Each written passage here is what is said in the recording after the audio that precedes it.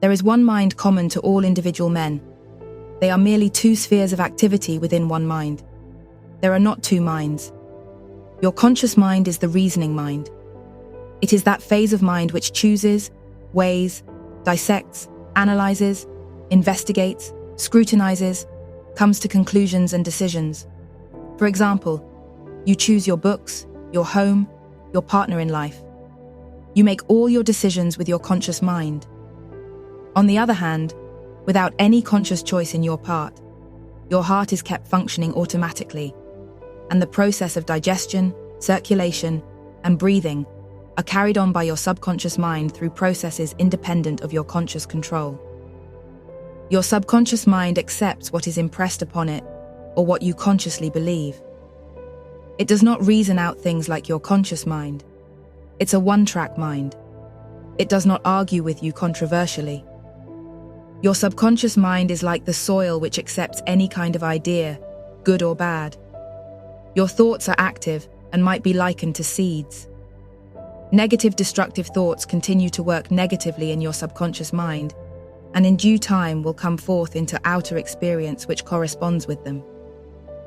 Remember, your subconscious mind does not engage in proving whether your thoughts are good or bad, true or false, but it responds according to the nature of your thoughts or suggestions. For example, if you consciously assume something to be true, even though it may be false, your subconscious mind will accept it as true and proceed to bring about results which must necessarily follow because you consciously assumed it to be true. Your subconscious mind cannot argue controversially. Hence, if you give it wrong suggestions, it will accept them as true and will proceed to bring them to pass as conditions, experience, and events. Your subconscious mind is oftentimes referred to as your subjective mind. Your subjective mind takes cognizance of its environment by means independent of the five senses. Your subjective mind perceives by intuition. It is the seat of your emotion and the storehouse of memory. Your subjective mind performs its highest functions when your objective senses are in abeyance. In a word, it is that intelligence which makes itself manifest when the objective mind is suspended or in a sleepy, drowsy state. Your subjective mind sees without the use of the natural organs of vision. It has the capacity of clairvoyance and clairaudience. Your subjective mind can leave your body, travel to distant lands, and bring back information oftentimes of the most exact and truthful character. Through your subjective mind, you can read the thoughts of others, read the contents of sealed envelopes and closed safes. Your subjective mind has the ability to apprehend the thoughts of others without the use of the ordinary objective means of communication. It is of the greatest importance that we understand the interaction of your objective and subjective mind in order to learn the true art of prayer. When your conscious and subconscious mind function harmoniously and peacefully, when they work together in unison and in harmony, the result of that is harmony, health, and peace, and joy, and happiness. All the evil, pain, the suffering, the misery, and the war, and the crime, and the sickness in the world are due to the inharmonious relationship of your conscious and subconscious mind. Remember, we said your subconscious is impersonal and non-selective. In the Bible, it says the husband is head of the wife. The husband in the Bible is your conscious mind, and the wife is called the subconscious in the Bible. That is not true from a literal standpoint, but it is true psychologically only. Your subconscious is controlled by your conscious mind. It is amenable to suggestion and controlled by it. So the wife, your subconscious, is subject to the man or to the mind. That is true psychologically only. Whatever your conscious mind, remember, feels to be true, your subconscious accepts. Your capacity to imagine and feel, and your freedom to choose the idea you will entertain, gives you power over all creation. Do not dwell on the imperfections and shortcomings of others, or their frailties, or their derelictions. Why? Because whatever you think and feel about another, you create in your own mind, body, and circumstances. Ask yourself, would I like to live with what I am thinking and wishing for the other? If you would, well, if the answer is in the affirmative, of course you are on the right track. Remember, your thought is creative, and what you think about the other you are creating, in your pocketbook too, and in all phases of your life. What you do not wish done unto you, do not feel it is done unto you or another. Now, chance or accident is not responsible for the things that happen to you, nor is predestined fate the author of our fortune or misfortune. Your subconscious mind is not concerned with the truth or falsity of what you consciously feel or believe to be true. Select only that which is true, lovely, noble, and godlike, and your subconscious will reproduce accordingly. The Bible says, "Believe you have it now, you shall receive it." All things whatsoever you shall ask in prayer, believe that you have it now, you shall receive it. That is the psychological law. Assume the mood that would be yours had you realized your desire. And as you do this, wonders will begin to happen in your life. Edison discovered, or he knew intuitively, that the voice caused undulatory currents in the atmosphere, and he reasoned it out. He said such currents could reproduce the voice. The idea came to him that inasmuch as your voice produced waves, that these waves would reproduce that voice. That's believe you have it now, and you shall receive it. So he developed a phonograph. The idea came from his subconscious mind. Your subconscious is your friend, seeks to heal you, to restore you. If someone is presenting you with a phony deal, there's something within you that warns you. These intimations, urges, promptings, murmurings are always lifeward. It seeks to heal you if you cut yourself, if you burn yourself. It seeks to reduce the edema, gives you new skin and tissue. If your child is very sick and you're completely exhausted, and you think about waking up to give the medicine to your child at 2 or 3 o'clock in the morning, it'll wake you up no matter how tired you are exactly at 2 o'clock to minister to your child. Its tendency is always lifeward. Electricity, Edison knew, was produced by friction. Reverse it. Friction in turn produces electricity. Edison knew the transformation of forces. He knew that transformation of force, that the force is reversible. Heat produces mechanical motion. Mechanical motion produces heat. Action and reaction, these are cosmic and universal. Pray believing that you already possess what you pray for. Yes, it'll come to pass.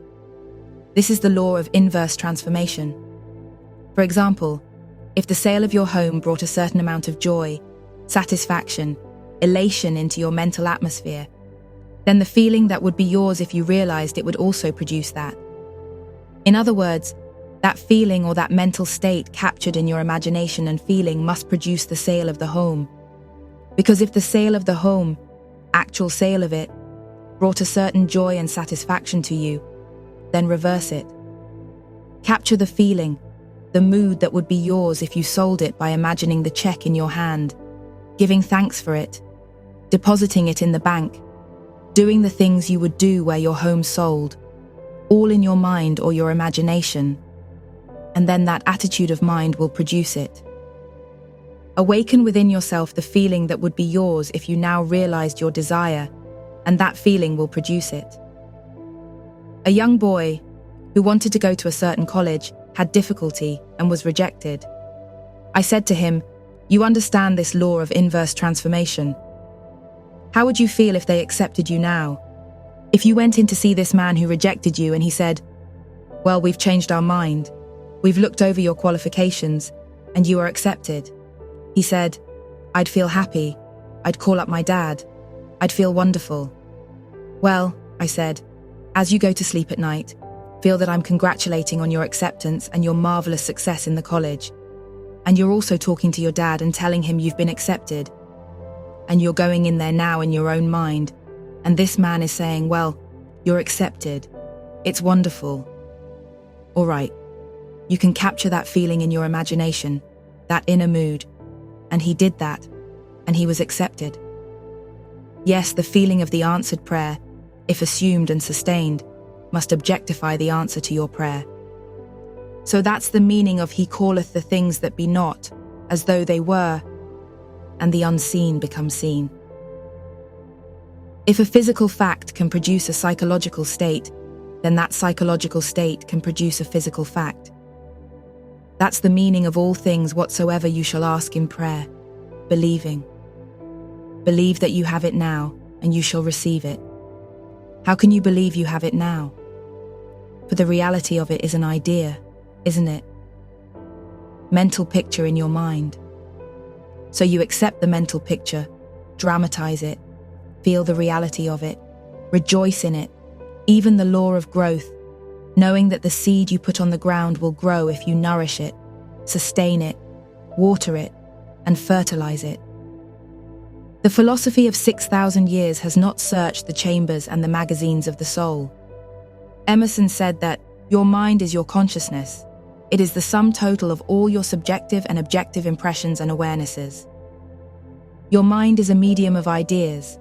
It's a collection of impressions. Some are good and perhaps some are not so bad. Your mind, therefore, is a medium for all sorts of impressions, and your mind should be open only to ideas which heal, bless, inspire, elevate, and dignify your soul. For ideas are our masters. Ideas generate emotions. The reason there is so much misery in the world is the ideas many men hold are completely false. And these emotions get snarled up in the subconscious, and they must have an outlet and be given negative nature. It must be a negative outlet. Watt saw the steam coming out of the kettle. His mother was making a cup of tea, and he saw the result of the steam forcing the lid up. He began to think, what would happen if I harnessed that steam? Tremendous power there. All he had was an idea.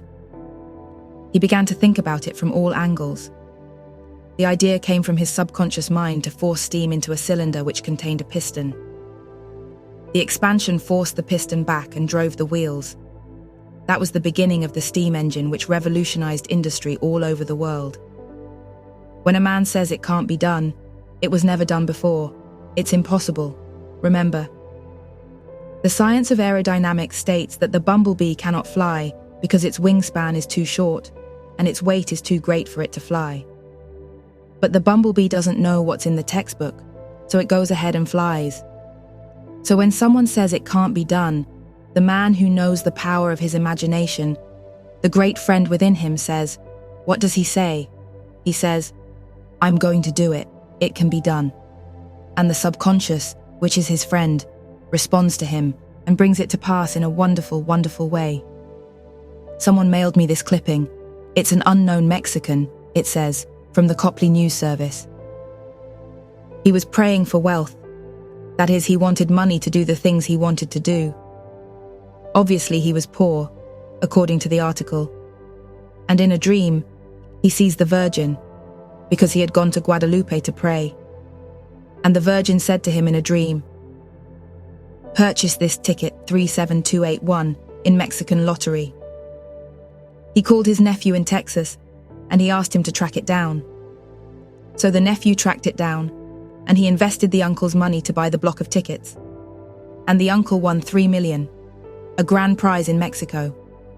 The Internal Revenue, the article said, visited his nephew and said, we want $1,600,000 because you're here in America and you bought this ticket.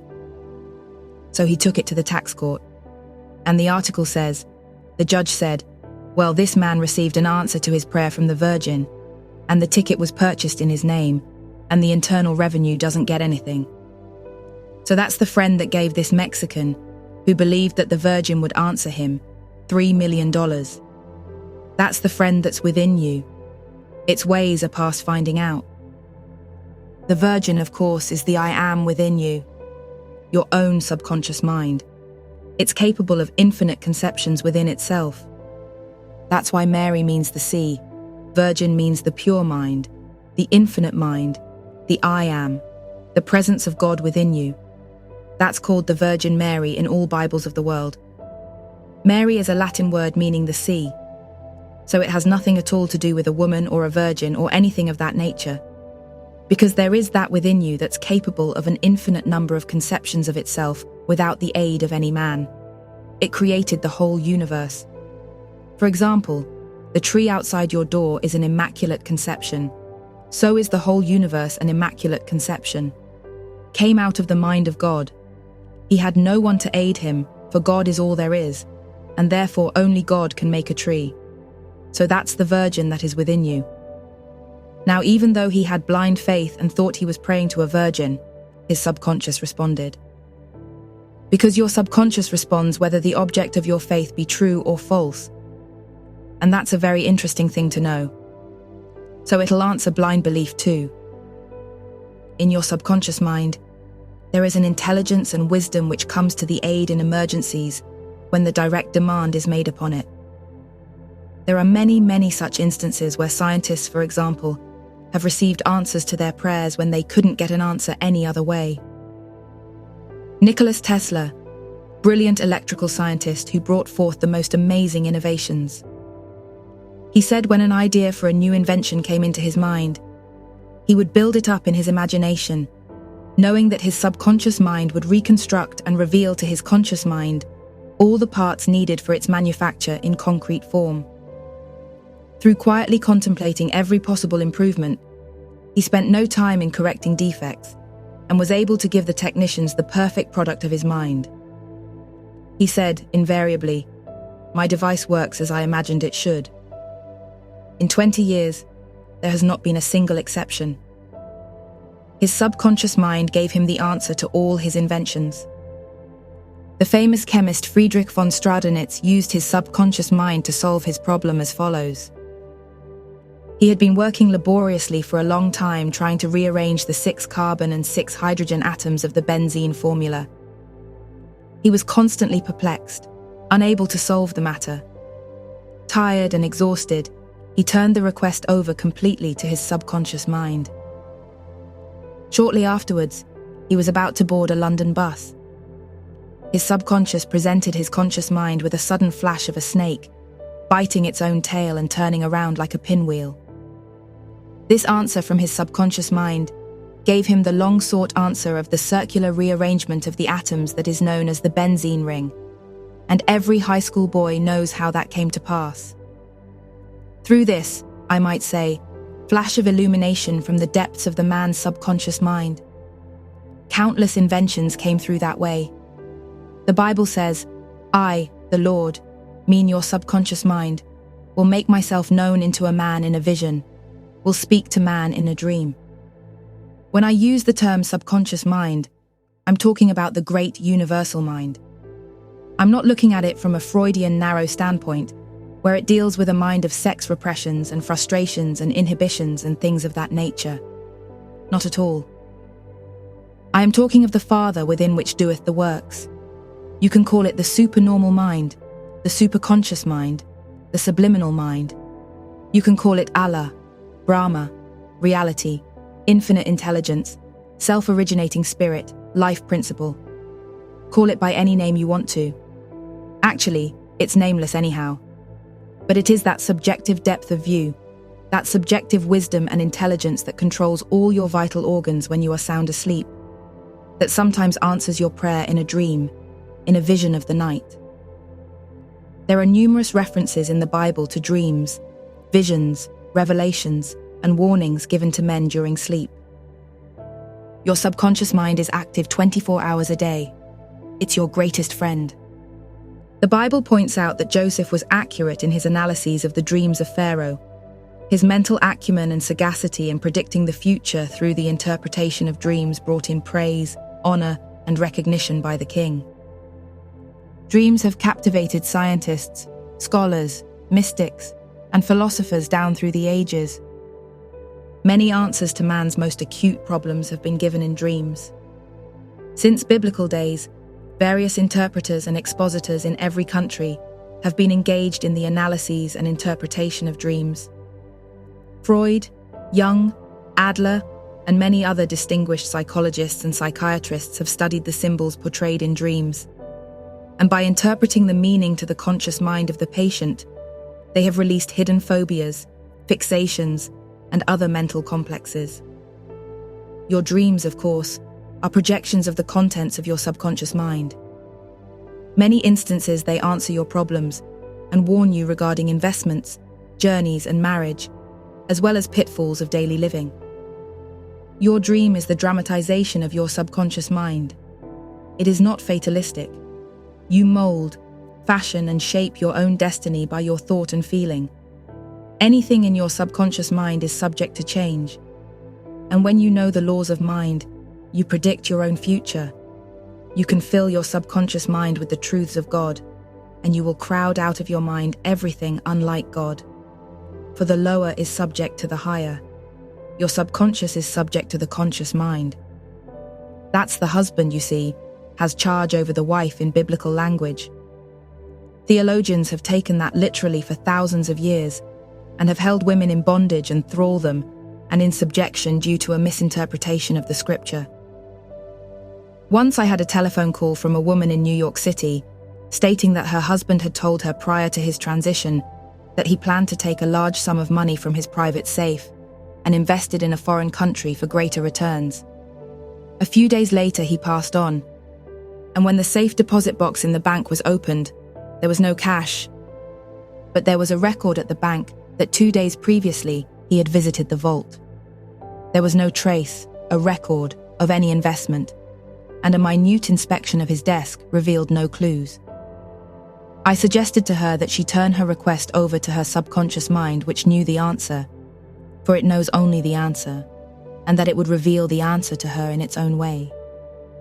She prayed as follows: "My subconscious mind knows where my husband secreted that money, and I accept the answer and believe implicitly the solution will come clearly into my conscious mind." She quietly dwelled on the meaning of these words, knowing they would be impressed in her subconscious mind, thereby activating its response. She had a very vivid dream in which she saw a small black box hidden behind a picture of Lincoln and the wall in her husband's work den. She was shown in the dream how to press a secret button which could not be seen with the naked eye. When she awakened, she rushed to the den, took down the picture of Lincoln. When she pressed the button revealed in the dream, an opening appeared containing the black box, which in turn contained $50,000 in currency. She discovered the treasures of her subconscious. She discovered there was a friend within her which knows all, sees all, has the know-how of accomplishment. Because it is all-wise, you too can take a similar step in putting the wisdom of your subconscious to pass to answer your prayer. A young woman in San Francisco experienced a recurring dream for 4 consecutive nights. In her dream, her fiancé, who was living in Los Angeles, appeared to her, and quite suddenly a very high mountain which seemed impossible to scale came between them. In the dream, she was deeply surprised, frustrated and bewildered. She awoke wrestling with the problem and sensing something very wrong and shady. I asked her what the mountain signified to her, as every dream, when interpreted properly, must coincide with the inner awareness and feeling of the dreamer. Moreover, her current dream is very important, as it is the intuitive voice of your subconscious saying to you, "Stop, look, and listen." The word mountain to her meant an insuperable obstacle. I suggested to her that she speak to her fiancé about the dream and gain the assurance that there was nothing hidden that was not revealed, and nothing covered up that was not made known to her. Accordingly, she flew down to Los Angeles to see her fiancé, who met her at the airport. After a heart-to-heart talk, he finally told her, "I am homosexual. I wanted to marry you so that my customers who are very religious would not suspect anything." Her dream prevented her from experiencing what eventually would have been a great traumatic shock. You too can exercise the same or greater foresight through analyzing the recurrent happenings in your dream. Of course, there are variegated dreams, we know that. Some due to sexual frustration or oppression, others are due to mental and emotional turmoil, bodily malfunctioning, fears and religious taboos, reproduction and a recast of past events or the activities of the day. However, there are many dreams that occur in nature as well as of a precognitive significance, wherein you see events before they happen. Many times you are given detailed instructions in the dream as to what action to take. There is a wonderful power within you, subconscious intelligence and wisdom, you know, that man can use. He may be religious, he may be agnostic, he may be an atheist. And yet he can experience this infinite intelligence and wisdom functioning for him because you need no creed. If you will call upon it, it will answer you just as well as the atheist or the agnostic. It's an answer. It's impersonal, no respect for persons. You can call it a superhuman intelligence if you want to, or as I said, a subliminal mind, or a subjective mind, or I am. They call it Om in India. But the point is, the presence of the infinite is within you. It's in your own subliminal depths. It's also a law. It is there and we should use it. It works as you sleep. The German proverb is, night brings counsel. You know your body doesn't rest. Your heart and all the vital organs are working while you're sound asleep. Your conscious mind is in abeyance. You turn away from the vexations and the strife and the contentions of the day. But 2/3 of your life is controlled by the 1/3 in sleep. What do you go to sleep with every night? Go to sleep in the feeling that you're a tremendous success, that you're absolutely outstanding. If you have a problem, contemplate the solution. The infinite intelligence gives me the solution. I accept the answer. It comes to me in divine order. So that subjective self of you corrects the errors of the day and anchors your thought to the supreme intelligence within you. In other words, the ancient Hebrew said, you participate in the wisdom and the foreknowledge of the gods when you're sound asleep, because healing currents are released with your sleep. The Bible says, He giveth His beloved in sleep.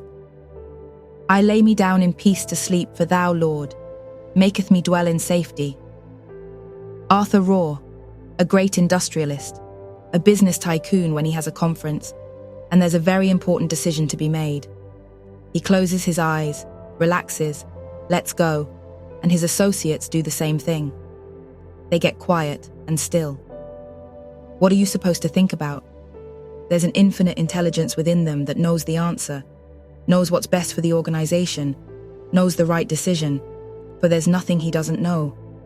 And therefore they contemplate that right decision, the harmonious solution, the creative idea in the quietness of their own mind. In that quietude and that relaxed state, the wisdom of the subconscious rises to the conscious mind when the conscious mind is in abeyance. And he gets marvelous results. Then when they open their eyes, they know the decision to make. And it's always right. Because when your motivation is right, your decision will be right. When your motivation is wrong, no matter what you do, will be wrong. And therefore, when you're asked to make a decision, well, ask yourself, what is my motivation? I pray about it. Infinite intelligence guides me, directs me what to do, and reveals to me the answer. Then it looks good to you, and your motivation is right. And whatever you do will be right, because it will be right action for you. Robert Coleman, who used to be an usher here, is living now in Albuquerque, New Mexico. He's familiar with a number of medicine men down there, Indian medicine men. He told me an interesting thing about a member of the tribe who was very ill, and the local medicine men couldn't do anything for him. Couldn't do anything for her, rather, because it was a woman. And they brought in this special medicine man. And he said when the special medicine man came in, he had a pot of boiling hot water. The test of the medicine man is that he can put his hands on into this boiling water, and there'll be no inflammation, no burn of any kind, and leave it there for about 10 minutes. That's a sure sign he is disciplined and trained, has served his apprenticeship. And then after that, he said, he put some blankets on the woman, chanted some Indian songs, that is, prayers, incantations, holy songs of holy songs, based upon their tribal beliefs. And then he said he lay down beside the woman, went to sleep, calling on the Great Spirit. When he woke up, he said the friend has healed her. The woman, of course, meant the Great Spirit. That's what this particular tribe calls God, the Great Spirit. Now, what did he mean by that? Well, he came, of course, believing and in this passive, quiet state of mind as he began to chant. The woman, of course, was receptive, open-minded, ready to receive. According to your faith is it done unto you. According to your belief is it done unto you. and she being open and receptive, and he full of faith and confidence in the vitality, the intelligence, and the miraculous healing power that is within him. And his faith is communicated to her in that deeper state of mind, and then she got well. That's what we call prayer therapy, or some people call it spiritual treatment and so forth. It's simply dwelling upon the infinite spirit and power that is within you. I am the Lord that healeth thee. I am the Lord thy God. I will come and heal thee. I will restore health unto thee, and heal thee of thy wounds, saith the Lord. All these, of course, are biblical expressions. All healing is of the Most High. But there is only one healing presence, you see. And when you pray for a person just like this medicine man did, you don't dwell on symptoms or the bodily condition or fever or anything. You just dwell upon the intelligence, the wisdom, the vitality, the wholeness and the beauty and the perfection of the infinite, animating, sustaining, and strengthening this other person. And then the presence of God is resurrected in the other. And that's the basis of all healing. Dr. Elsie McCoy in Beverly Hills, who wrote an article for my book called Psychic Perception, and I'm quoting what she said. She was engaged to a very wonderful surgeon in Chicago. She gave me permission to write this in the book, of course. And she shows clearly what constructive thinking according to principle will accomplish. She has studied extensively in Europe and Asia. In her early days, she was engaged to a prominent surgeon in Chicago. They were separated by over 1,000 miles due to their different assignments. She operates in Beverly Hills. Ever since she was 18 years of age, she has made it a habit, she said, to affirm during the day, "Only divine right action takes place in my life. Whatever I need to know is revealed to me instantly by the infinite intelligence within me." Her gradual reiteration of these truths caused them to reach the subconscious mind, which responded accordingly. One night while she was sound asleep, she saw and heard clearly in a vivid dream her fiancé in Chicago talking to a nurse. In addition, dating her for a weekend, saying to her, "You know I'm engaged, but she's 1,000 miles away and knows nothing about it."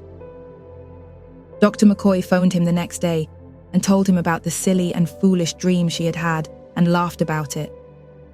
He was furious and accused her of having employed detectives and of spying upon him. With that, she dissolved the engagement, and subsequent events showed the wisdom of her subconscious in protecting her from what would undoubtedly have been a tragic marriage. Her right thinking activated her subconscious mind, which revealed to her what she should know before she got married. That's a very interesting thing. So the subjective seeks to protect you if you'll only listen to it. Some brush these things aside and say, "Oh, it's only a dream."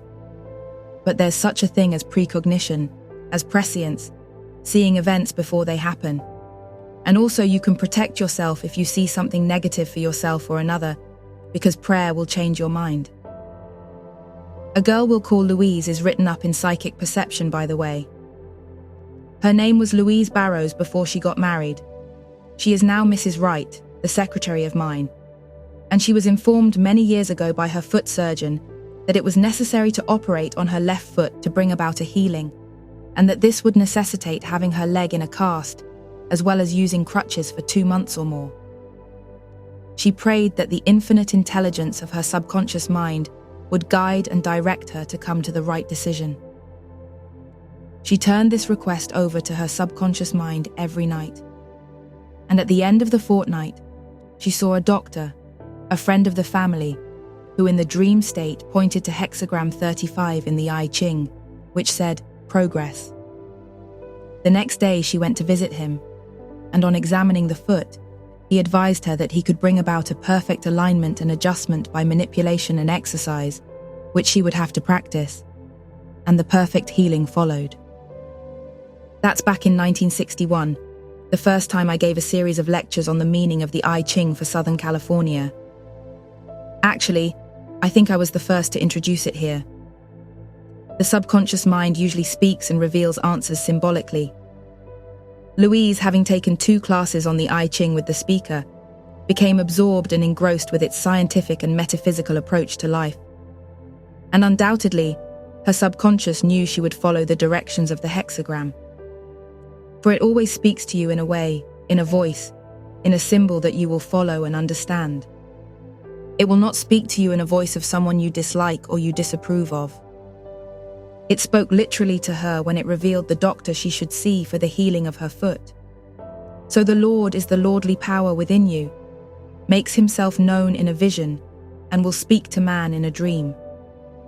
That's what your Bible says, because it also says, in a dream, in a vision of the night, when deep sleep falls upon man, slumbering upon the bed, he opens the ears of man and seals their instructions. There's only one being, and that power is within you. It's called the life principle, called the living spirit almighty. It's called by many names. But remember, you do not put self-expansion into the seed. You do not give vitality to the seed. You put the seed in the ground, it won't grow in your pocket, and you water and fertilize the seed. And as Judge Stored, the author of inimitable textbooks, says, your quiet contemplation of your desires and accomplished facts is the way to pray. The feeling of pleasure and restfulness in foreseeing the certain accomplishment of our desire is the way to get the answer to your prayer. The operation, he says, is that of the gardener, and it's more or less an exact analogue of that of the gardener. We do not put self-expansion or vitality in the seed. We sow it, don't we? And then we water it and fertilize it, knowing that it's going to expand and unfold in a wonderful, wonderful way. And of course it will expand in a wonderful way if you water it with faith, with expectancy, with understanding. And then wonders will begin to happen in your life. A thought is the most powerful force in the universe, you know. Your word is a thought expressed. If you are in a position of authority, your thought or word can direct how missiles, nuclear energy, dynamite, or thermonuclear weapons are to be used. Your thought determines how electricity is to be used. Likewise, your thought directs the operation of your life. Your subconscious mind could be likened to an iceberg. 90% of it is below the surface. It is your subconscious mind that does the work according to the orders given by your conscious mind. What you think with your conscious mind, you produce with your subconscious, you see. The interesting thing, which I think you will appreciate, is to know about Dr. Arthur Thomas. He's now minister of the Church of Religious Science in Pasadena, but he was the minister in Reno, Nevada for a long time. He gave me permission to write this about him. He had been a captain in the British Navy at one time. More recently, he had been in the wholesale business as well as in the real estate in Los Angeles. About 10 years ago or more, he started attending my lectures on Sunday mornings.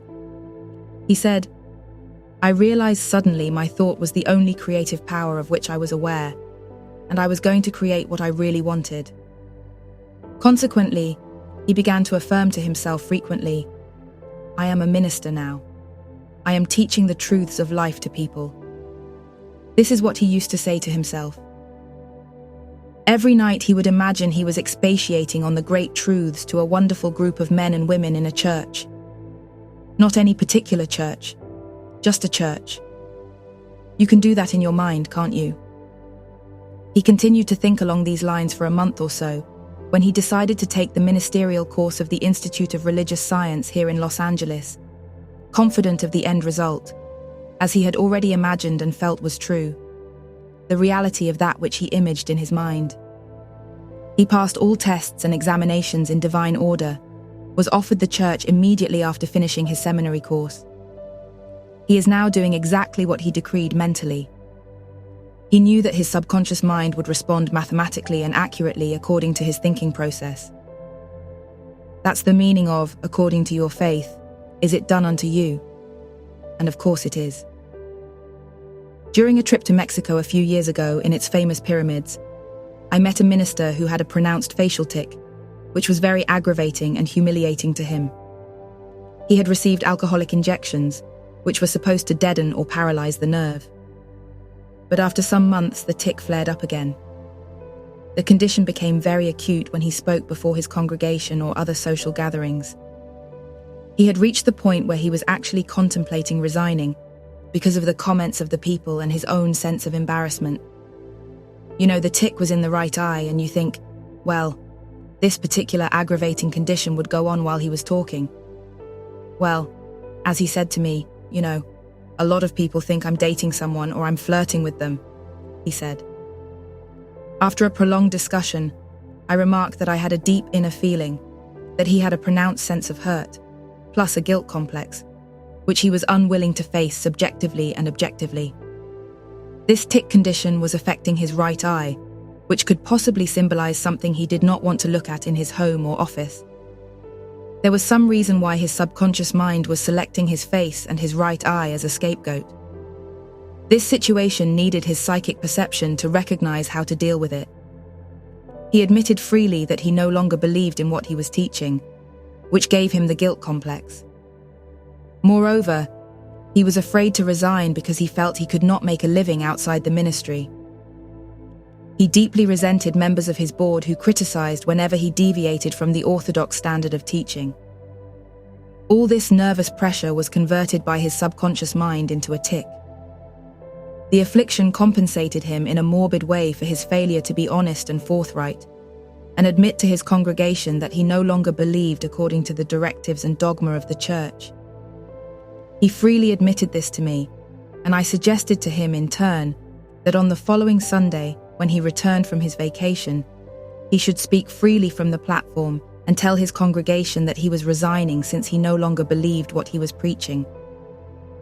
He understood that to teach one thing and to believe another created a powerful negative conflict in the mind, resulting in mental and physical disorder.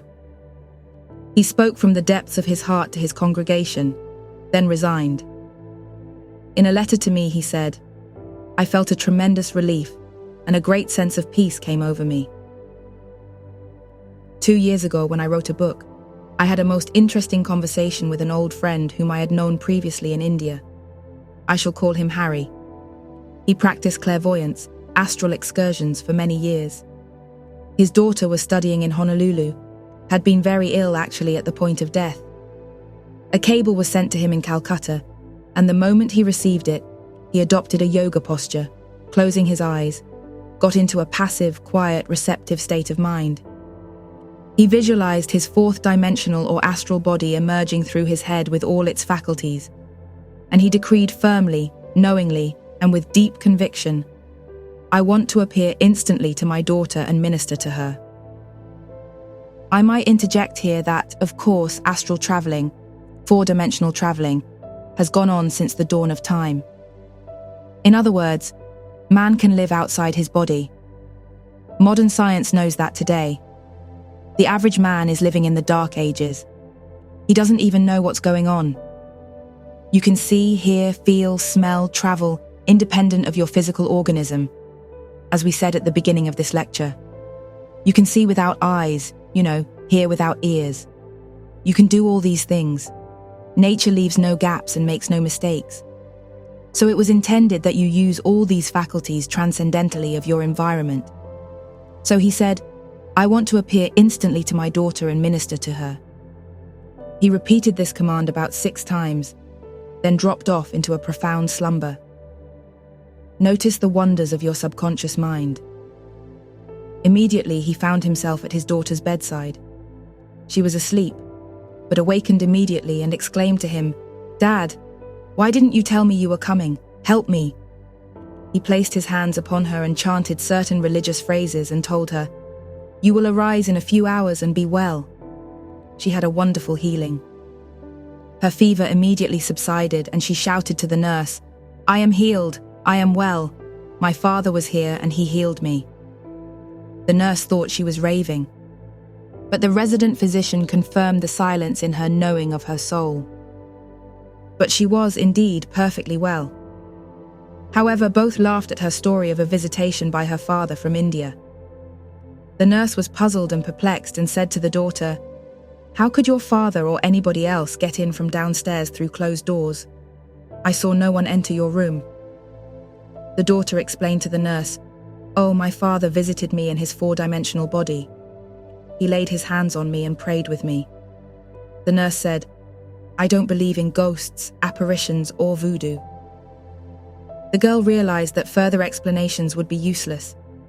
Harry said that he was perfectly conscious all the time. Considering the distance between Calcutta and Honolulu and the time difference, he discovered that he'd been absent from his physical body just 10 minutes in all. Harry is a medical doctor, has tremendous faith in spiritual healing, is very familiar with the many schools of healing. He realized his presence gave a tremendous transfusion of faith, confidence, and courage to his daughter, which impregnated her subconscious mind, and according to his belief, and that of his daughter, it was done unto her. These are the wonders of the friend within you. That's the deeper mind. Your subconscious mind is never short of ideas.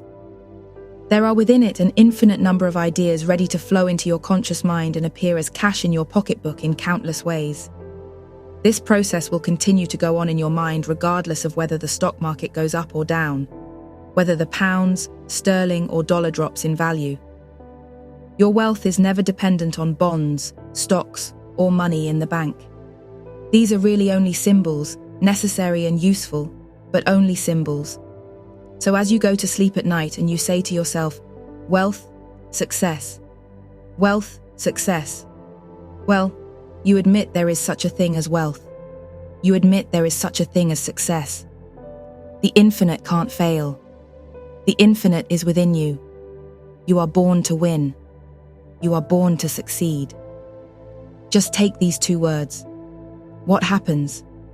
They activate the latent powers of your subconscious, and you are compelled to succeed. You are compelled to be wealthy. The point I wish to emphasize is that if you convince your subconscious mind that wealth is forever circulating in your life, and there is always a surplus, you will always and inevitably have wealth regardless of the form it takes. It has taken the form, as you know, the amalgam of copper and tin or zinc or something right now. It hasn't any intrinsic value. It is just a piece of paper, isn't it? The only value it has is the value that we place upon it. The government says this $10 bill will buy so many oranges and all that. All it is a piece of paper. It isn't even silver. It's not even gold. There are people who claim that they're always trying to make ends meet. They seem to have a great struggle to meet their obligations. Have you listened to their conversation? In many instances, their conversation runs along this vein.